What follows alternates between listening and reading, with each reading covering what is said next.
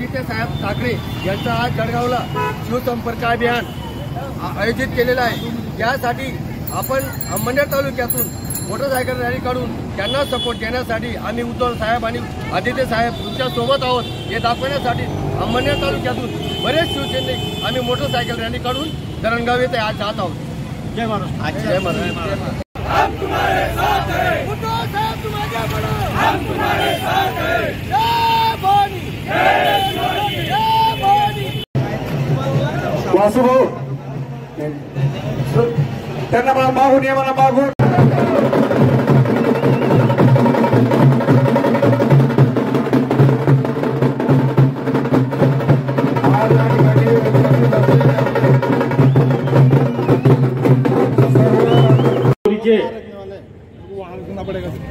लीलाधर भाऊ पाटील हे आपल्याला संबोधित करतील।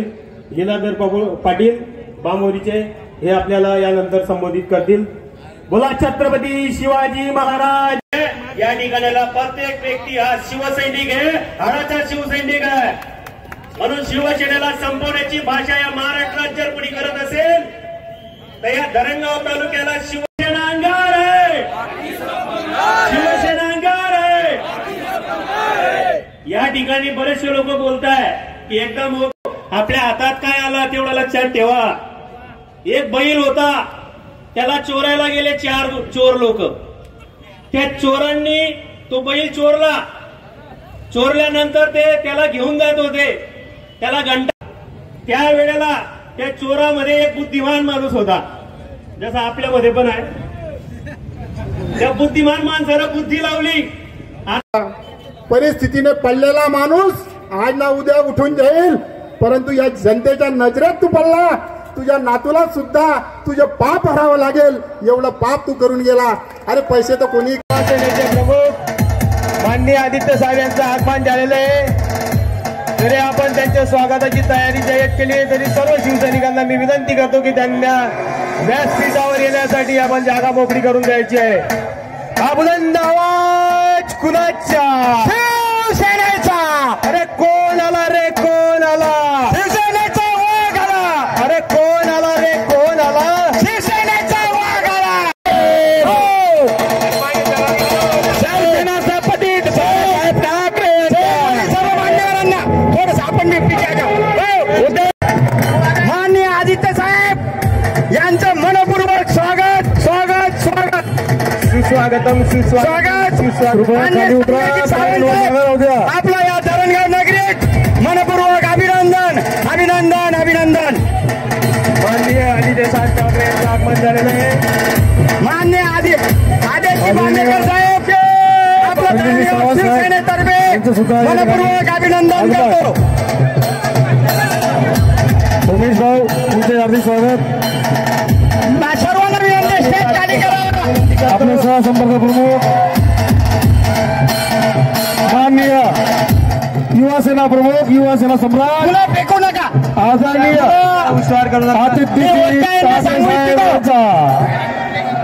आदित्य साहेब आगे बढ़ो। अरे आदित्य साहेब तुम आगे बढ़ो। हमारे साथ है। अरे बुलंद आवाज कुणाची? शिवसेनेचा। अरे शिवसेना आमच्या आजूबाजूला चला बाबाजी। अरे बुलंद आदित्य साहेबांचं मनपूर्वक अभिनंदन। फुलं टाकू नका। मी सर्व आपल्या शिवसैनिकांना विनंती करतो की फुलं टाकू नका। शिवसैनिकांना विनंती करतो, माननीय आदित्य साहेबांचा आदेश आहे। आदित्य साहेबांचा आदेश आहे, फुलं टाकू नका। लाडके युवा सेना प्रमुख आदरणीय आदित्य ठाकरे साहेब आपले धरणगाव नगरीत मनपूर्वक स्वागत, मनपूर्वक स्वागत, मनपूर्वक स्वागत। प्रमुख माननीय आदित्य साहेब यांचं आगमन झालेलं आहे। तरी आपण त्यांच्या स्वागताची तयारी जाहीर केली आहे, तरी सर्व शिवसैनिकांना मी विनंती करतो की त्यांना व्यासपीठावर येण्यासाठी आपण जागा मोकळी करून द्यायची आहे। हा बुलंद आवाज कुणाचा? शिवसेनेचा। अरे कोण आला रे, कोण आला? शिवसेनेचा वाघ आला। अरे कोण आला रे, कोण आला? शिवसेनेचा वाघ आला।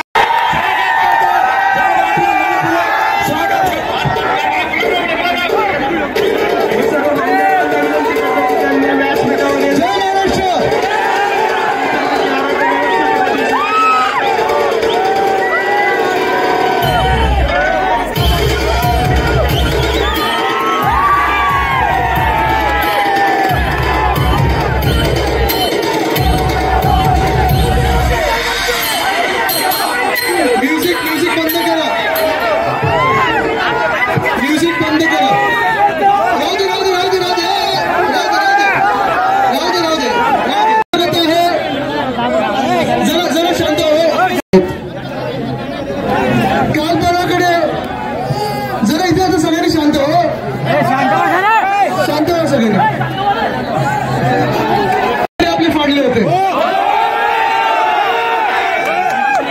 मी तुम्हाला सांगू इच्छितो, अशा चिंधी चोरांकडे लक्ष देऊ नका. ते काही फाडू नाही शकत, त्यांच्या हातात नुसतं बॅनर आहे फाडायला. पण आज मी त्यांची ते मुखवटा फाडायला आलेलो आहे.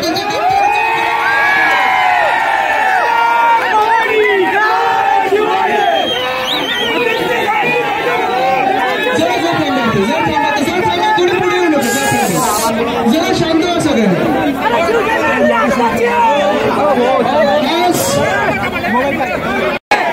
तुमचे स्थानिक आमदार ज्यांनी गद्दारी केली आहे, ती गद्दारी तुम्हाला मान्य आहे का? जे मोठ्या मोठ्या आवाजात भाषण देतात, शेरोशायरी करतात, हम ये नहीं बदलते वो नहीं बदलते, तुम्हाला मान्य आहे का? हेच राजकारण मी बदलायला निघालेलो आहे. खरं तर गेल्या अनेक वर्ष राजकारण असताना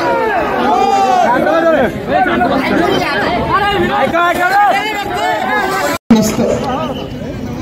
पण आज या महाराष्ट्र चित्र काय आपण बघताय. अनेक ठिकाणी महिलांवर अत्याचार चाललेले आहेत. महिलांचा आवाज कोणी ऐकत नाहीये. शेतकरी त्रस्त आहेत. विदर्भ असेल, मराठवाडा असेल, अनेक ठिकाणी अतिवृष्टी झालेली आहे. आम्ही सगळेच, शिवसेना असेल, राष्ट्रवादी काँग्रेस असेल, काँग्रेस पक्ष असेल, आम्ही विधानभवनात आवाज उठवायचा प्रयत्न करत आहोत की ओला दुष्काळ जाहीर करा, शेतकऱ्यांना नुकसान भरपाई द्या. ते कोणी ऐकायला तयार नाहीये. या महाराष्ट्राच्या सगळ्या रस्त्यांवर आपण मुंबई गोवा होतो, काल ठाणे बेलापूर बघत होतो, सगळीकडे भयानक खड्डे पडलेले आहेत, पण कोणी उत्तर द्यायला तयार नाहीये.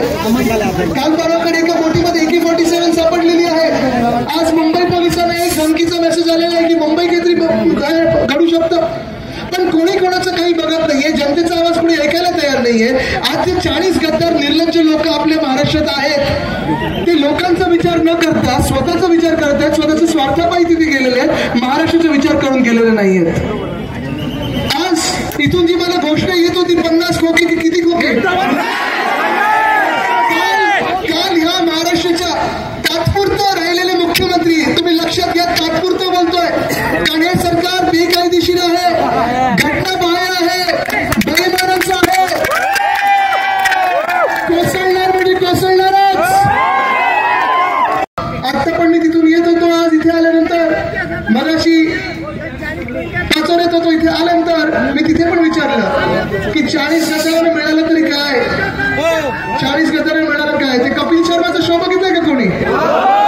बाबाजींना खुल्लू वाटत का? अजून काय मिळालं? म्हणजे असं झालेलं की महाविकास आघाडी सरकारमध्ये हे 8 लोक की 9 लोक मंत्री होते, ते इथे बरे होते. तिथे त्यांची लाच देखील काढली आणि त्यांची जागा पण दाखवली त्यांना बरोबर. सगळी खाती त्यांची डाऊनग्रेड केलेली आहे. चेहरे बघा त्यांची विधान भवनामध्ये काय झालं, एकच चेहऱ्यावर दिसतं, गेम झाला रे बाबा, मोठा गेम झाला. जे आमचे कृषी मंत्री होते त्यांना काय दिलंय, कुठचं तरी खातं फाडलं आणि यांना चिकटून दिलं. असेच कितीतरी मंत्री मी मोजून दाखतो, आधीची खाती होती तशीच्या तशी दिली किंवा आधीपेक्षा कमी दिलेली. पण मग माझा हा प्रश्न हाच परत येतो की जर तुम्हाला तिथे जाऊन तसं करायचं होतं, मग आमचं नक्की काय चुकलं?